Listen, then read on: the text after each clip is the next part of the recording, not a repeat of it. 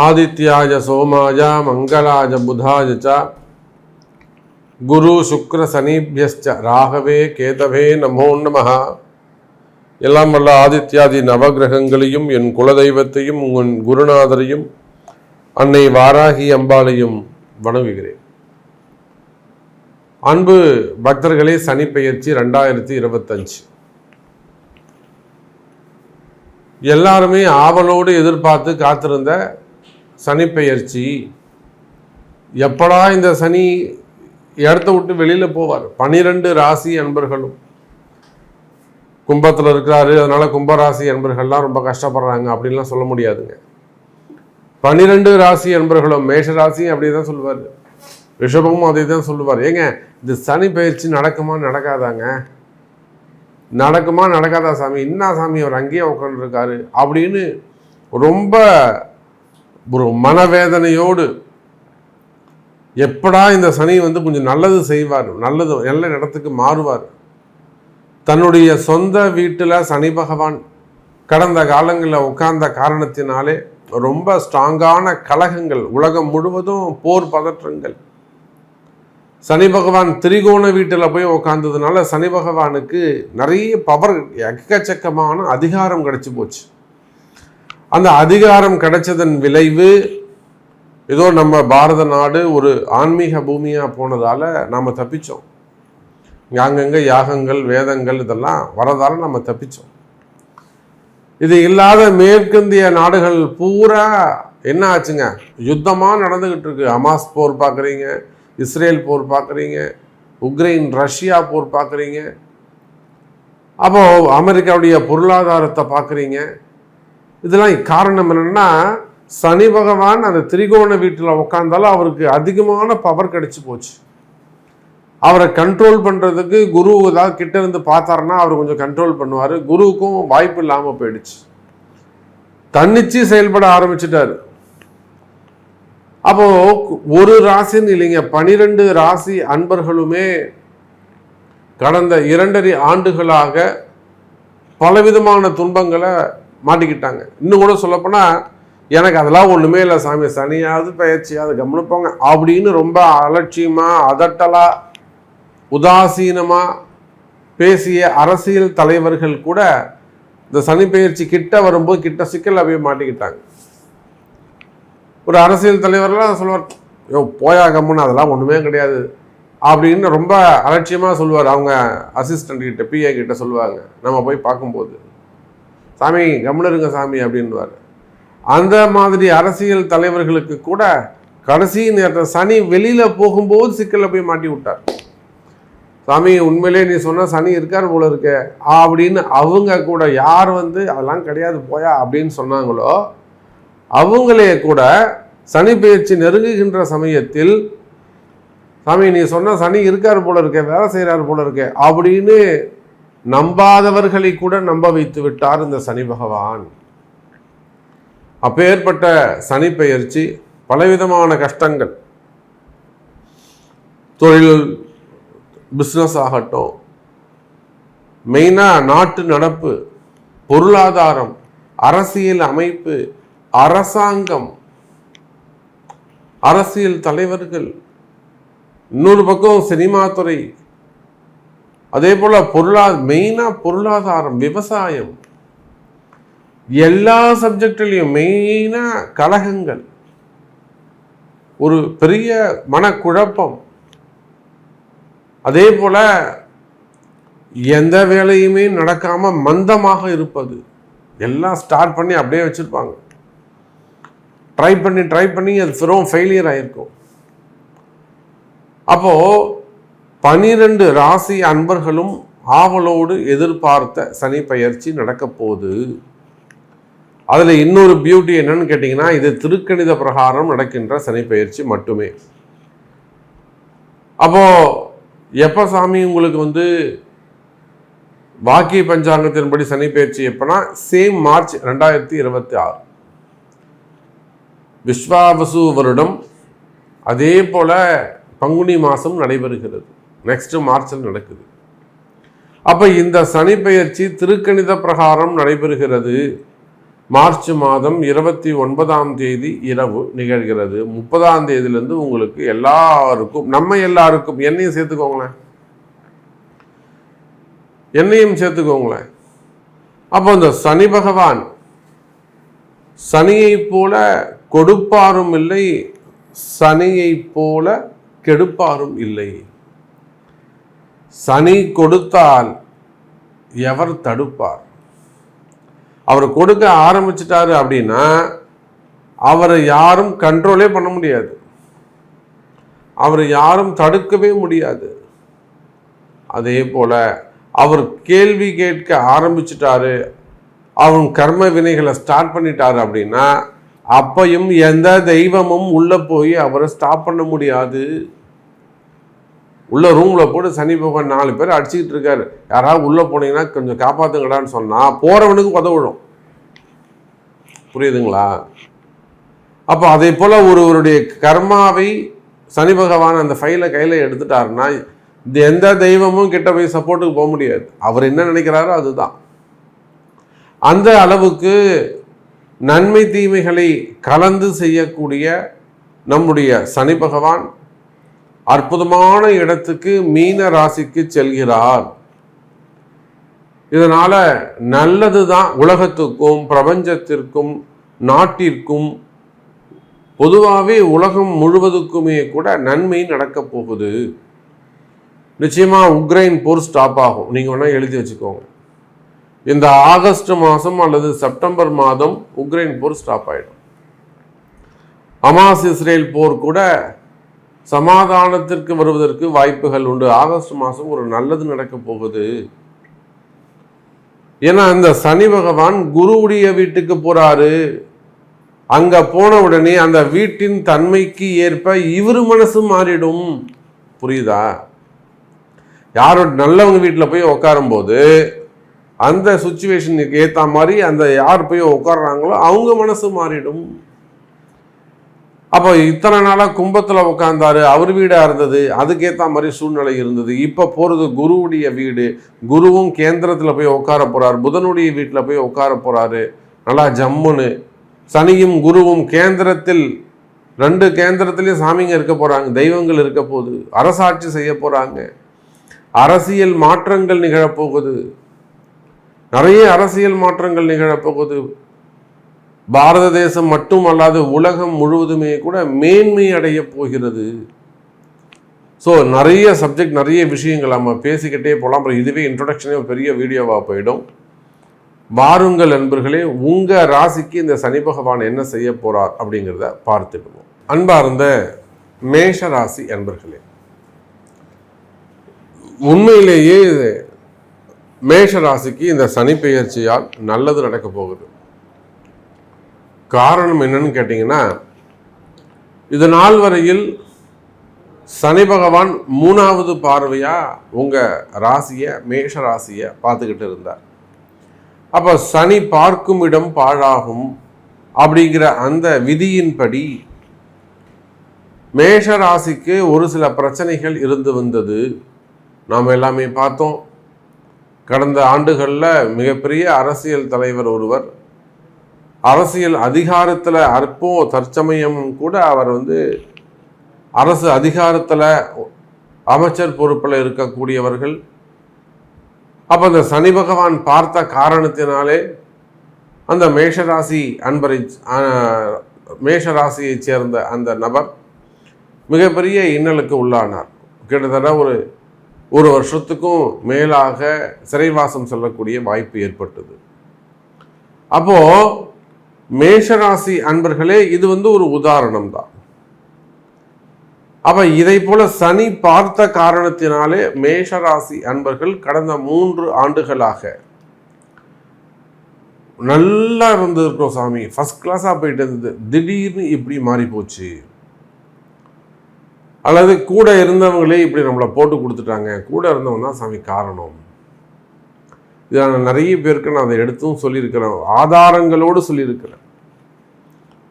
அவங்க ஆரோஸ்கோப் பார்த்துட்டு ஆதாரங்களோடு எடுத்து சொல்லியிருக்கிறேன். எத்தனையோ இடங்கள்ல அந்த தேவ பிரசன்னம் அல்லது அந்த குடும்ப பிரசன்னம் பார்த்து அதுக்கு பரிகாரங்களை செஞ்சு கொடுத்துருக்குறோம்.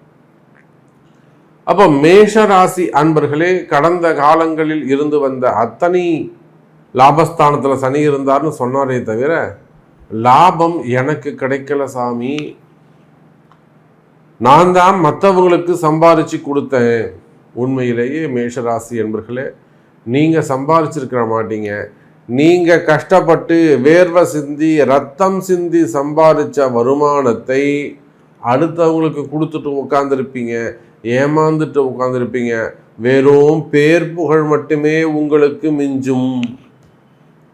அவனுக்கு என்னப்பா மேஷராசி, அவன் சூப்பர் வருமானம் கொட்டுதுப்பா, வெளியில் சொல்ல மாட்டான்ப்பா, அவன் சேர்த்து வச்சிருக்கான்பா.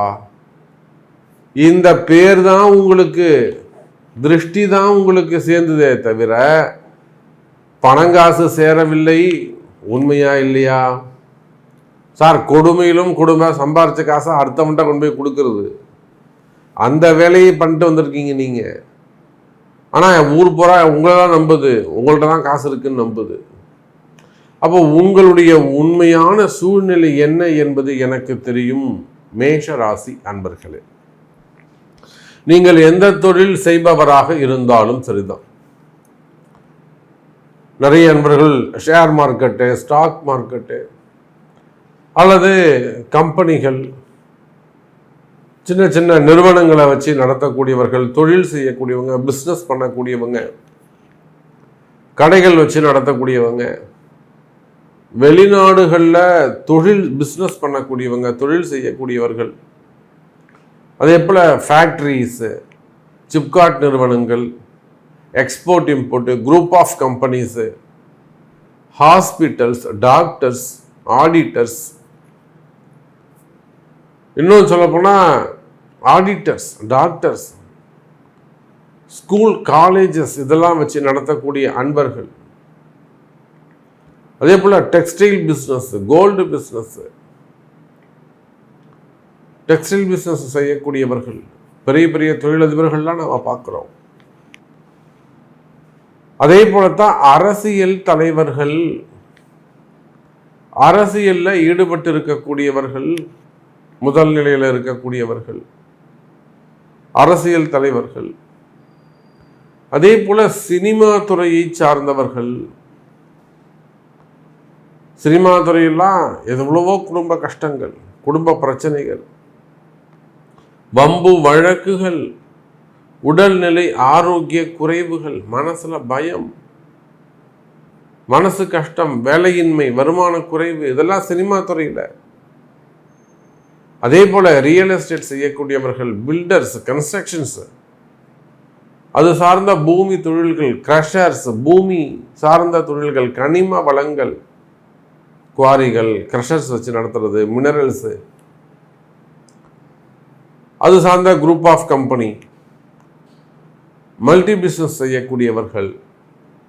இப்படி நீங்கள் எந்த தொழில் செய்பவராக இருந்தாலும் சரிதான் எனதருமை மேஷ ராசி அன்பர்களே, தொழில் துறையை பொறுத்தவரையில், பிஸ்னஸை பொறுத்தவரையில் இனி வரும் காலம் உங்களுக்கு சிறப்பானதாக அமையும். குறிப்பாக இந்த சனி பகவானுடைய தோஷத்தில் இருந்து மேஷ ராசி அன்பர்கள் விளக்கம் பெறுகிறார்கள். அதுக்குத்தான் இந்த சனி பெயர்ச்சிக்குன்னு நம்ம ஒரு பரிகார ஹோமம் நடைபெறுகிறது 12 ராசி அன்பர்களுக்கும். முடிந்தால், வாய்ப்பு இருந்தால் இந்த சனி பகவானுடைய சனி பெயர்ச்சி ஹோமத்தில் கலந்து கொள்வது சிறப்பு. அதே போல் ரியல் எஸ்டேட் செய்யக்கூடியவங்க, பில்டர்ஸ், அந்த கன்ஸ்ட்ரக்ஷன்ஸ் ஃபீல்டில் இருக்கக்கூடியவங்க, அந்த மாதிரி தொழில் செய்யக்கூடியவர்கள், வெளிநாட்டில் பிஸ்னஸ் பண்ணக்கூடியவங்க, எக்ஸ்போர்ட் இம்போர்ட்டு, டிரான்ஸ்போர்ட்டு, அப்போ எந்த விவசாயம் சார்ந்த தொழில், மெயினாக விவசாயிகள்லாம் சிறப்பாக இருக்கும். குருவுடைய வீடு, வருமானம் அதிகமானதாக இருக்கும். அதே போல் வேலை வாய்ப்புகள், டீச்சர்ஸு, ப்ரொஃபஸர்ஸு, ஃபைனான்ஸ் பிஸ்னஸ் பண்ணக்கூடியவங்க, பேங்க் செக்டர்ஸு, அங்கே ஒர்க் பண்ணக்கூடியவங்க, அப்போ இந்த மாதிரியான ஃபீல்டில் இருக்கக்கூடியவர்களுக்கும் இந்த சனி பெயர்ச்சி நன்மையை செய்கிறது. அதோடு மட்டுமல்ல, மேஷ ராசி அன்பர்களே, வேலை வாய்ப்புகள் சிறப்பானதாக இருக்கும். வேலையில் இருந்து வரக்கூடிய அந்த பயம் விலகும். வேலையில் நல்ல முன்னேற்றம் கிடைக்கும். மேஷராசி அன்பர்களே, குறிப்பாக ஜாப் சேஞ்ச் பண்ணிக்கலாமா? நிறைய அன்பர்களுக்கு இதுதான் கேள்வி. நான் கம்பெனி மாறலாமான்னு துடிச்சுக்கிட்டு இருக்காங்க. கிட்டத்தட்ட 50% பீப்புளை நான் வந்து கண்ட்ரோல் பண்ணி வச்சுருக்கேன். அப்படி தான் சொல்லணும். என்னை கேட்காம நீங்கள் வேலை மாறக்கூடாது. நீங்கள் ஜாப் சேஞ்ச் பண்ணிங்கன்னா ஐம் நாட் ரெஸ்பான்சிபிள். நான் அப்படி தான் சொல்லி வச்சுருக்கிறேன். அப்போ நீங்கள் ஆவலோடு எதிர்பார்த்த அந்த ஜாப் சேஞ்சஸ், அதற்கான கால நேரம் பிறக்கின்றது. அப்புறம் ஒரு நல்ல குட் டைம் ஸ்டார்ட் ஆகுது. இருந்தாலுமே கூட மேஷராசி அன்பர்களே, ஒரு முறை உங்களுடைய பிறப்பு ஜாதகத்தை கொண்டு இப்போ நான் ஜாப் சேஞ்ச் ஆகலாமா, இப்போ ஜாப் சேஞ்ச் ஆனால் எனக்கு ஒரு பெட்டரான ஃப்யூச்சர் அங்கே இருக்குமா, எத்தனை வருஷம் அங்கே பாண்டிங் இருக்கும், இதெல்லாம் ஒரு முறை செக் பண்ணிக்கிறது சிறப்பை தரக்கூடியதாக இருக்கும். மேஷ ராசி அன்பர்களே, அதே போல தான் வேலை செய்கிற இடத்துல என்னால் ஃப்ரீயாகவே இருக்க முடியல சாமி. தேவையில்லாத என்கொயரிகள், டிபார்ட்மெண்ட் வைஸ் நடக்கக்கூடிய என்கொயரிகள், ரிப்போர்ட்ஸு, கலகங்கள், அல்லது தேவையில்லாத வீண்பழிகள், சம்பந்தமில்லாத வீண்பழி அவமானங்கள், செய்யாத குற்றங்களுக்கான தண்டனைகள்,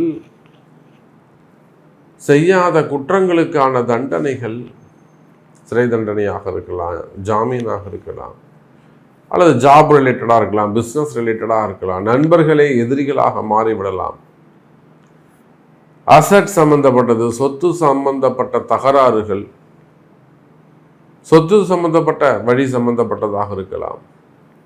அப்போ அந்த மாதிரியான பிரச்சனைகள் இருக்குமேயானால் அவையும் விலகும். எனதருமை மேஷராசி அன்பர்களே, அதே போல செய்வினை கோளாறுகள், குறிப்பாக மேஷ ராசியை பொறுத்தவரையிலே செய்வினை கோளாறுகள் அதிகமானதாக இருக்கும். மன பயம் ஒரு காரணமாக இருக்கும். மனசு ஒரு குழப்பமாக இருக்கலாம். நமக்கு யாராவது ஏதாவது செஞ்சுருக்காங்களோ அப்படிங்கிற ஒரு நல்ல ஃபேமிலியாக இருக்கும், ஒரு நல்ல பிஸ்னஸ் மேனாக இருப்பாங்க. அப்போ கூட அவர்களுக்கு இந்த மாதிரியான ஒரு தாட், ஏன்னா அதுக்கு ஏற்ற மாதிரி சுச்சுவேஷன்ஸ் இருக்கும். அதுதான் உண்மை. நிச்சயமாக மேஷராசி என்பவர்களே, உங்களுடைய கரெக்டான பொசிஷன் அல்லது கரெக்டான சுச்சுவேஷன்ஸ் என்னன்றது என்னால் உணர முடிகிறது. உலகம் முழுவதும் நீங்கள் எந்த உலகத்தில் எந்த மூலையில் இருந்தாலும் சரிதான், மேஷராசின்னு சொல்லிட்டீங்கன்னா என்னால் அப்சர்வ் பண்ண முடியும், என்னால் கிரகிக்க முடியுது, தெரிஞ்சிக்க முடியுது. அப்போ உங்களுடைய உண்மையான சூழ்நிலை என்ன என்பதை நான் அறிவேன். மெயினாக ஹெல்த், ஆயுள், ஆரோக்கியம், திருமணம், இதெல்லாம் இன்னும் சொல்லவே இல்லை. வெறும் பிஸ்னஸ், ஜாப் இதுதான் சொல்லியிருக்கிறேன், வம்பு வழக்கு தான் சொல்லியிருக்கிறேன். அதுக்கே டைம் ஆயிடுச்சு. திருமண யோகங்கள் இருக்குது, குழந்தை பாக்கியம் இருக்குது, கல்வி இருக்குது, வெளிநாட்டு வேலை வாய்ப்புகள் இருக்குது. அதே போல் லோன், மெயினாக கடன் சுமைகள், கடன் பிரச்சனைகள், நம்ம இன்னும் அதை பற்றிலாம் பேசவே இல்லை. ஸோ நிறைய கேள்விகள் உங்களிடம் இருக்கும் மேஷ ராசி அன்பர்களே. எல்லாவற்றையும் ஒரு பதிவில் சொல்லிவிட முடியாது. உங்களுக்கு இந்த சனி பெயர்ச்சி 90% சூப்பராக இருக்கு. 90% மேஷ ராசிக்கு அற்புதமாக உள்ளது. அப்போ உங்களுடைய கேள்வி என்ன? உங்களுக்கு என்ன கிளியர் ஆகணும்? எனக்கு லோன் ப்ராப்ளம் இருக்குது, அல்லது ஜாப் ப்ராப்ளம் இருக்குது, மெயினாக கடன் சுமைகள், கடன் பிரச்சனைகள், இந்த மாதிரி உங்களுக்கு இது எது பொருந்துமா, இது நடக்குமா அப்படின்னு உங்கள்கிட்ட கேள்விகள் இருக்குமே. ஆனால் அதற்கு உங்களுடைய பிறப்பு ஜாதகத்தை கொண்டு தொடர்பு கொள்ளுங்கள் என்பதை தெரிவித்துக்கொண்டு மீண்டும் வேறொரு அற்புதமான பதிவில் உங்களை சந்திக்கிறேன். நன்றி, நமச்சிவாயம். ஜெய் வராகி, ஜெய் ஜெய் வராகி.